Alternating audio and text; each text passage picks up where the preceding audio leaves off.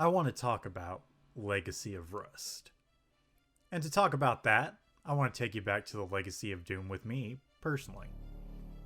My first experience with Doom was on my parents' old PC, installed with Windows 98 and the shareware episode of Doom as a young child.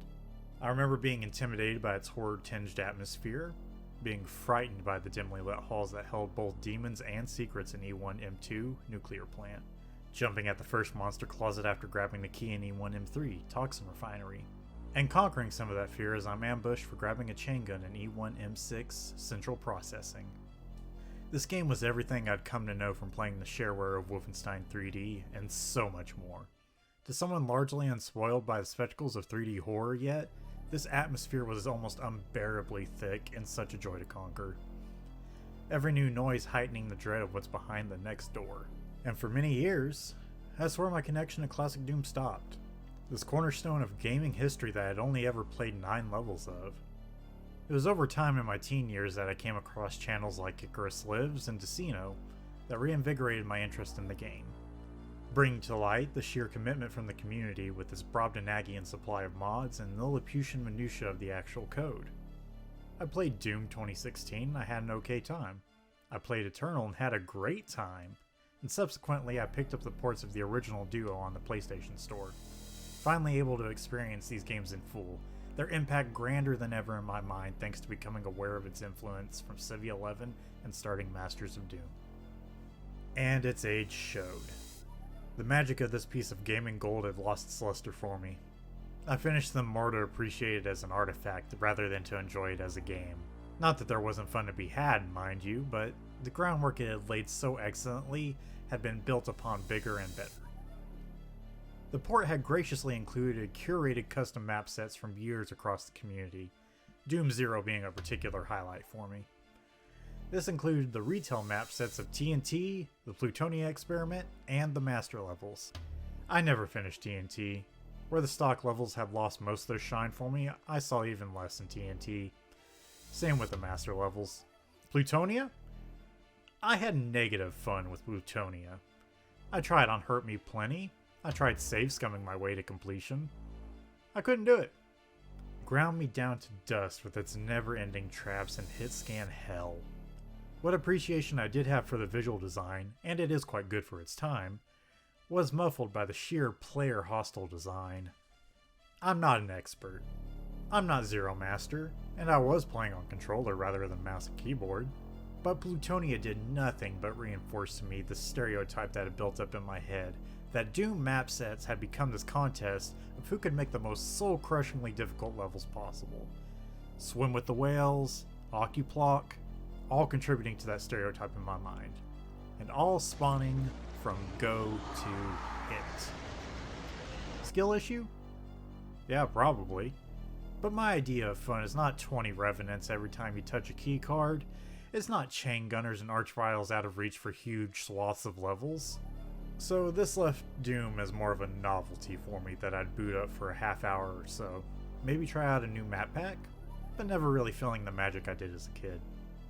This is all prelude to tell you that Legacy of Rust is everything I remember Doom to be with those nostalgia goggles. The tense, horror-tinged atmosphere, the wide-eyed excitement of big but ultimately manageable battles, the relief of health caches tucked away in secrets. So now, I'd like, if I may, to take you on a strange journey, level by level. This calls back to level 1 of Doom 1 in a nice subtle way. The corpse in front of the door to foreshadow danger, the square layout and view to the outside. The detail is greater than the original, but not in an indulgent way. Adding in some nice Doom cute bits of detail that mimic real life within Doom, with an abandoned game of cards and some chairs around a big square piece of environment. Signs pointing out a lab, mess hall. It feels much less abstract than the original Doom. There's a greater number of enemies, but not excessive. A classic bit of design, dropping you into a cramped hallway with pinkies that would be incredibly hard to dodge, and a chainsaw that you will auto-equip upon running into. A nicely integrated tutorial for any potential first-time players of Doom.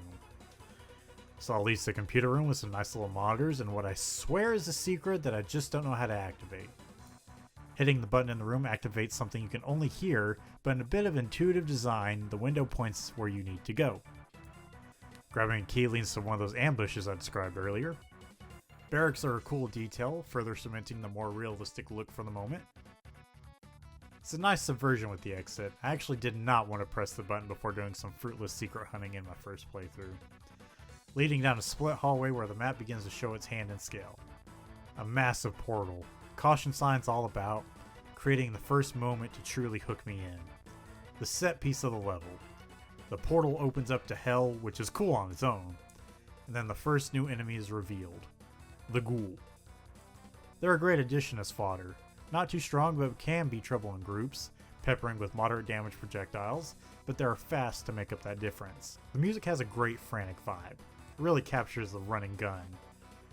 We're in hell proper now, rivers of blood and overtaken UAC facilities, all appropriately named the Sanguine Wastes. You can see bits of the train car system that brought you into the level overhead, and that's some nice continuity. This all lets out to a huge open area begging for a huge battle, and you get one. There's a secret berserk tucked away to help you recover from it. The next section is fighting imps and skullheads in the dark on thin platforms, oh goody. Then the level takes a distinct shift into its second half of an industrial area being transformed by the demons. There's an easy puzzle to solve to raise a bridge to progress. Just look at that though, that's worthy of being on a splash screen to sell me the expansion. Put that on the back of the box. These levels get huge. It would have easily been 2 separate levels if it were the original release. Here you meet the Banshees. They are a kamikaze type enemy, and boy howdy, their alert noise is something.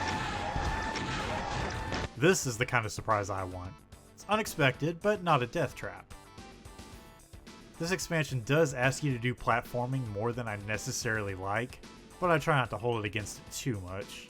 This level contains the secret exit, requiring a few switches to be thrown in here, then a tucked away room at the back of the building will give you a view of the secret exit opening. Stepping through the mall leads to E1M0.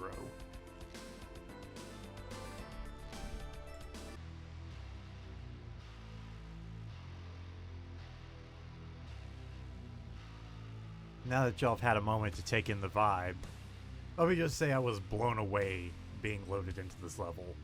As a matter of fact, I was so blown away that it didn't register to me what this level was going for. You can find a secret chainsaw tucked away in a corner before you ascend into the mill itself. A foreboding lack of enemies and a trail of health bonuses leading you in further. The map reveals a frighteningly low enemy count, which as a hobby Doom player is even more terrifying than triple-digit hordes. An eviscerated Marine lays on the floor, shotgun next to him, and an ominous blood trail to follow. No enemies. The blood trail leading you to a red skull key. No trap when it's picked up. Rounding back to the door, you are greeted with a reflection of yourself, having been led past this mirror with breadcrumbs. Stepping through this doorway, this is when my neurons finally fired and realized what this level is. Army of Darkness. But this is no mini you. This is a new enemy introduced in this expansion. The Shock Trooper, and they are an utterly terrifying glass cannon until you get used to them. And there's more. They have a wonderful death animation where their heads pop clean off and does a flip and becomes its own separate sprite that can land away from the body. Knowledge in hand of what I'm likely up against, into the woods we go. Pillars acting as trees retract upon being shot, making this very environment unreliable for cover.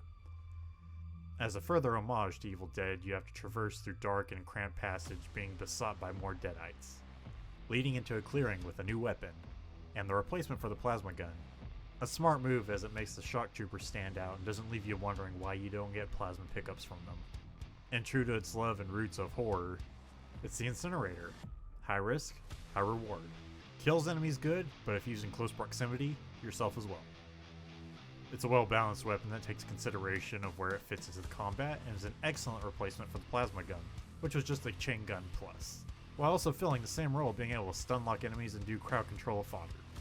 And you get to see it in action as you're ambushed the second you grab it. And yet another final homage to Army of Darkness, you are given multiple choices as your exit, but only one is correct. Choose incorrectly, and you have to run a short gauntlet to try again. Klaatu, Barada. So this is the first level I don't really like. Being dropped into an ambush with hit scanners is just mean. The central room with progress being achieved in attached rooms reminds me a lot of Tricks and Traps, but is much more streamlined and loose back on itself, which is a bit of level design I always appreciate. And our inaugural Archvile being spawned into a room with mostly dead cannon fodder, which is a textbook way of using the enemy. Progressing through these caverns is my least favorite part of the level. It's fairly cramped and full of yet more hit scanners, but I won't deny that mowing them down with the SSG is satisfying. Also, water is wet. And now for my least favorite room, and maybe the whole campaign. I don't care much for Doom platforming with all these narrow walkways. The jump to the Berserk pack is just obnoxiously hard, but it's still very aesthetically pleasing. I can't deny that. I mean, look at it. Oh god, this room is a total kill pit for me. It didn't just have my name, number, social security, it had my mother's maiden name, what I ate for breakfast, and my genetic information. Thanks to today's sponsor, 23. The game isn't generous for free, but this is a memorable moment and fair considering that you're coming into it with a minimum of 101 health. And to end this level on a climactic battle, we are introduced to the Visago demons in quadruplet. In the hierarchy of demons, they're jacked up imps, and they add a nice dimension to combat with Area of Denial Fire. So it's not just about dodging, but making sure you don't trap yourself with that dodge. All in all, a good level that goes on maybe a little too long for me. This level reminds me of early Doom 2. You know that one American McGee level with all the switches and the lowering and raising flesh floor? You know what I'm talking about. Clear, concise communication. This is a good battle, especially when you don't know how to cheese the chain gunners before getting locked in. It's cramped, and if you stay still, you will be mauled, encouraging you to be constantly moving, baiting weaker enemies into the crossfire. So here the game is sending a very clear message. We have a new toy, and we'd like you to try it. Of course, I did find it first in Ashmill, but you know, it was nice of them to account for the normal route. So the game monster condos you with Visago demons. You better get used to these guys. I will say it's clever to have the room attached to the previous arena, which their lingering flame effect will naturally send you back pedaling into. Really gets that extra mileage out of it and makes it feel like a centerpiece. And is mercifully much shorter than the last level that was a marathon. Yeah, not really a big fan of this first bit. It does set up the conveyor belt thing though, that's a nice set piece. The secrets, while maybe not too obscure, I did spend an embarrassing amount of time looking for them. The Cyber Demon. It's nice and easy to cause infighting here, and you're going to want to do that to save ammo. Oh god, this ambush got me worse than the last murder room.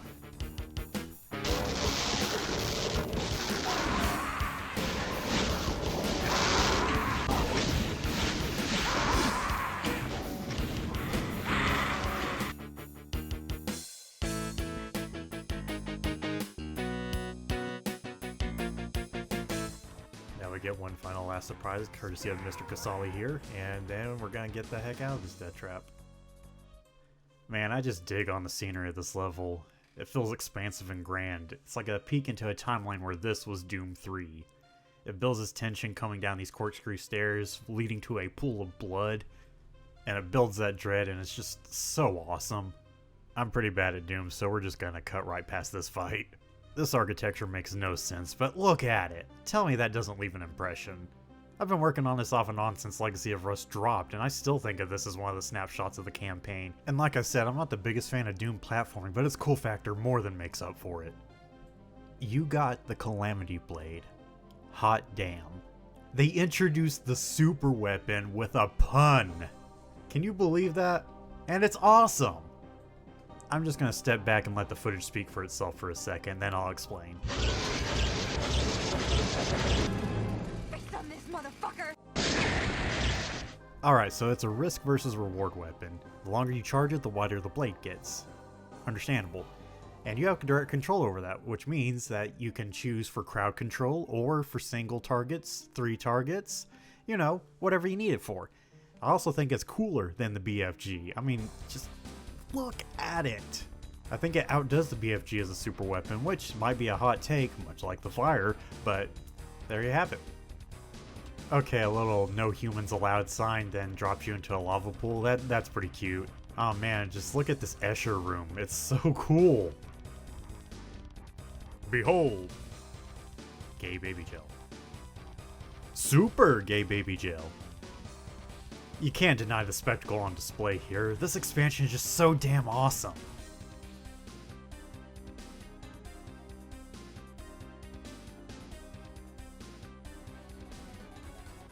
You know it's gonna be a good level when you start with the ass end of a cyber demon.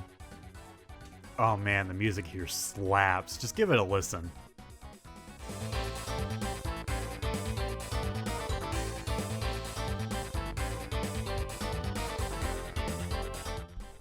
Much like this level's inspirations, I'm not a big fan of it, but it's got some cool moments, like the key being vomited out of a skull with blood coming out of it. That's just cool as hell. This is mercifully one of the shorter levels. They know how to keep a finale short but dense. So you get Phobos Anomaly and get beat half to death, and it's an amateur mistake that the demons will regret. But it's very true to the heritage of the end of the episode with that. And here we get a rare bit of plot development, the UAC doing UAC nonsense. Good to see Doom Guy is still more than just a man and a half. He's got a working brain and confidence to boot. I'd like to take the time between episodes to talk about some of the behind the scenes of this expansion. According to Doom Wiki, these levels were designed by Kaiser, Zazer, Ethan Guberman Watson, with 2 additional maps by Kevin Dunlop and Thomas Carter, with balancing done by Mtrop. Mtrop? Not sure. Now, I'm not keyed into the community super well, but I have heard of Kaiser and Zazer, who designed the majority of the levels. Both of them currently work at Night Dive, which is a studio responsible for basically all the remasters of retro FPS games. Kaiser has an impressive portfolio, consistently working on remasters and... Oh no! It's okay, Kaiser. Greener pastures did follow you. Guberman iterated on a source port to improve the software rendering for Doom, which is above my head, but his work has been officially adopted, so thank you for keeping Doom spiffy. He is credited as a programmer on the Mercury engine, which was used for the Wii and PS2 ports of The Force Unleashed, as well as TIE 2 and 3. This man had a lot to do with my childhood. Searching up Kevin, he has a history in video games dating back to 2012, working as a junior artist on Crackdown 2 for the Xbox 360. All the way up to Doom Eternal and even Indiana Jones and the Golden Circle as additional contributions on 3D optimization. No wonder this dude made my favorite level. Thomas Carter is employed with Machine Games, having recently been credited on the Golden Circle as well, a senior environment artist. Mtrope seems to be a Doom community guy, as well as being brought in on several Night Dive remasters for map design and playtesting. Here's his website, and here's some footage of one of his Doom projects, courtesy of Mr. Icarus. Caesar has a shorter but still impressive credits list. Oh, and look at that. Level design for Adventures of Square. We were just talking about you. Speaking of Caesar, the music. It was all written by him, with the exception of the track for Ashmill, and it's all good. I'll bring up notably solid tracks as they come up. Oh, I'd also like to mention the track Welcome to Die, which if you didn't know comes from an old mistranslation of an X-Men game from 1992. And now, back to our regularly scheduled programming. It's a fake! Man, I always struggle with the start of a new episode, especially when they take my big, beautiful guns away. But look at this imagery, the silhouette of the imps against the skybox, it's goddamn beautiful! You know, that is a pretty obvious place for a secret. Oh no. 3 ammo clips on a damaging floor? I thought we were friends, game! This is what we used to think the future would look like. It's very, giving very virtual boy. But I can't lie, like, hunting revenants in the Tron laser tag arena is just kind of a memorable bit. Like, I'm gonna think about that long after this is done. Alright, second coming for the title of your first level of an episode 2. Very, very nice. Well done. It's called Falsehood, and there's not even a secret exit in this level. But I'm not going to show that level anyway, because I fucking hate it. But anyway, moving on. Kind of tricks you into thinking it's going to be like an underground cavernous level, and then it pulls the rug out from under you by dropping you into this big-ass battle. You're outnumbered, nearly outgunned, but it's up to you as to whether or not you're outmatched. Let's go. I'm not really a fan of infinitely tall monsters, especially when you've got damaging floors in the mix. I know rad suit management has always been a part of Doom, but I've just never been a fan of that. I haven't played a lot of WoDs, so I'm sure that shows through, but I just love the presentation. The more detailed architecture, the walkways with guardrails, really sells the idea of hell as corrupting these existing places. I keep harping on it, but this is one of my favorite aspects of the whole campaign.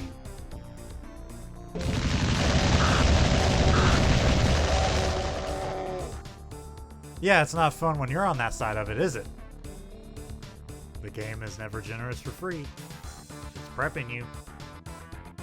Ah! Oh man, just look at all these corpses, and this isn't even the biggest battle of the game.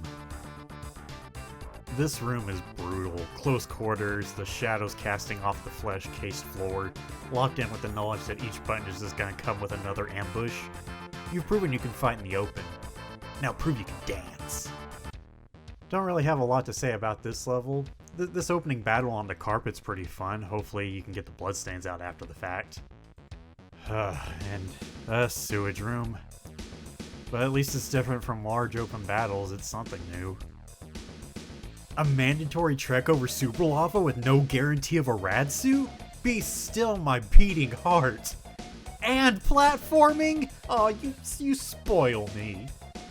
In all seriousness, it takes me a full minute of save scumming to make this jump. Who did this? Who hurt you? By the way, here's a secret level. Enter at your own peril. I know I won't. Oh yeah, just kidding. By the way, this level sucks. It comes across as a joke, but I am not laughing, game. You start off in a small corridor with a cyber demon hurling rockets at you. That is what we call a hot start. It's just not fun, and the level doesn't really get any better after that. It sucks. I hate it. So anyway, the real exit, and it is replete with a computer area map, so you could find the secret exit in the level. They were proud of it. Good for them. Echoes of pain. It's not as visually exciting as other levels. It's got this brown castle motif, and it even has some monsters posted up in turrets.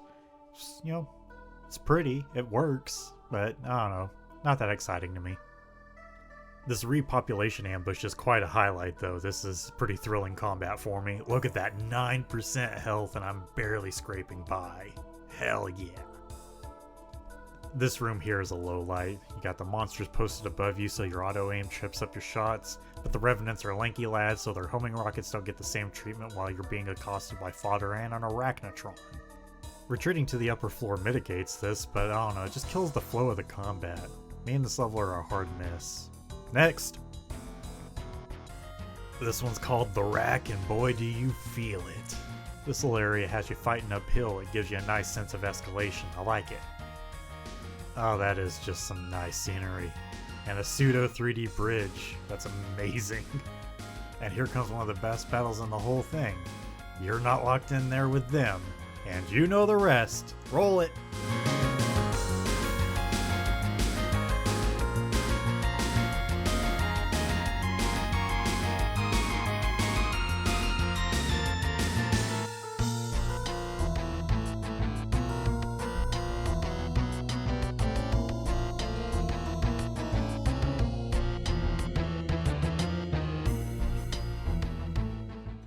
The whole thing has a nice ebb and flow to it, and you have a blue key to show for it.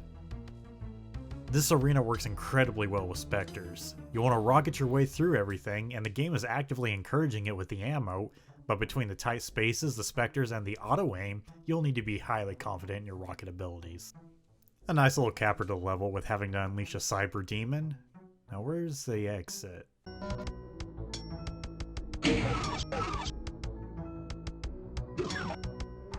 Revenant intensifies. This time. Oh boy!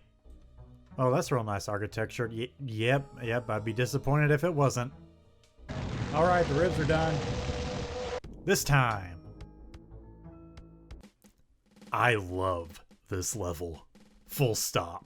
You start out in this hallway with these zombie men turned with their back to you. It feels like you're about to light the fuse. The circular design in Toxic Falls immediately sell the idea. You are in a power plant, giving the storytelling that the UIC is once again mining energy from hell, which is stupid, but that's the point. UIC is recklessly greedy and stupid. much like Wayland Yutani from Aliens, one of Doom's big inspirations. Yes, Doom started as an Aliens tie-in, Duke Nukem is Big the Cat, and Mario 2 was a reskin of Doki Doki Panic. Moving on. The spectacle of this ambush really sets up the rest of the level great, because this level is a series of grandiose battles. Fight, recover, explore, fight again. The momentum of this level just rocks. Oh, looking like the gates of Thermopylae here. That's bait. This is obviously a trap, but most traps don't give the target a fully functional super weapon to defend themselves with. It's time to let her rip! The restraint to hold on to this reference until the penultimate map. Good job. Here it is, the zenith of Legacy of Rust. They have shown you their very best, and now your power trip commences for real. And that is why the Calamity Blade is better than the Big Fucking Gun 9000. I want you to take a listen to this track and take in this battle.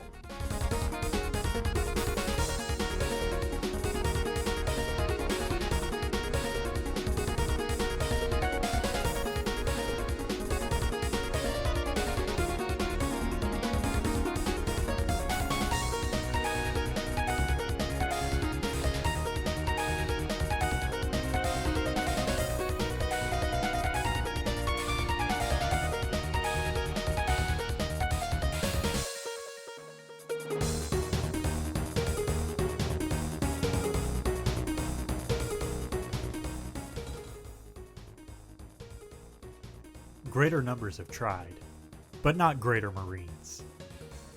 This is actually a tricky battle. Constant movement is the key. Even if you survive a rocket, it's liable to toss you into inescapable pits. And thus concludes my favorite map, fully stocked health, armor, and super weapon ammo. We have cleansed the soul silo! This level's also great. It builds up much like that one level in Eternal. Necroval? Point being, it follows through with its storytelling. You've come to the belly of the beast, and it's time to make the exit wound. That comparison was not just in the design. This is a Colosseum. This level has another bit of Grecian flair. We'll get there. You are gradually setting this place to blow. Who needs Argent energy? We're in the labyrinth now, complete with Minotaur! It's just such a small touch, but it tickles me to no end that they did that. That's personality. Your final gauntlet awaits. Arm the nukes and trounce these bozos. This is your victory lap. Invincibility with arena full of fuel and a ton of tyrants? The klaxons blare as you initiate the self-destruct, making a mad dash through the portal. Your most recent sojourn into hell began with and now ends with the portal.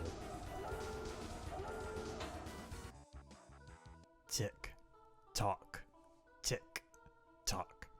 The air is thick with blood and irony. You've turned the UAC's final gambit against them, but will they have the last laugh? 3, 2, 1. Then, with a snap and a puff of ozone, the portal winks out of existence, its crimson maelstrom yielding to the blessed silence. 0.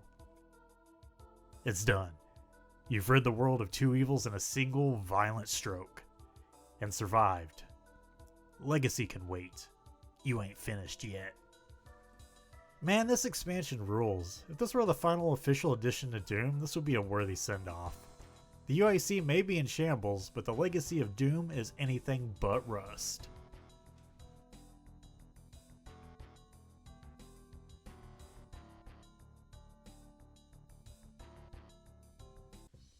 So now I'm just kind of recording a outro off the cuff. I'd like to give a great big thank you to the creators such as Icarus Lives, aka Mr. Icarus, Civ11 for sure.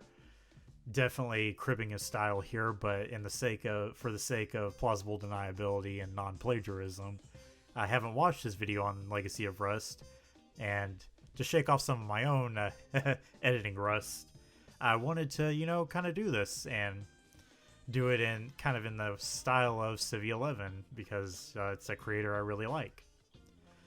But hopefully I'll find my voice and my own style as time goes on. I didn't think he would get on this as fast as he did. And I'd also like to give a shout out to Decino as well. He's really if you like Doom, you know Decino basically. I'd also like to give a shout out to some of the audio bits I sprinkled throughout here, such as, you know, the spare rib skeleton and Crossfire from Freddie W, or Rocket Jump as he used to be known. And yeah, it felt really good to create something and to be inspired by other creators. So yeah, thank you for sticking around with me if this long video is anything to go by. So hopefully I'll have this done before Dark Ages drops. I figured I'd have this in the can before that, but video production takes a long time.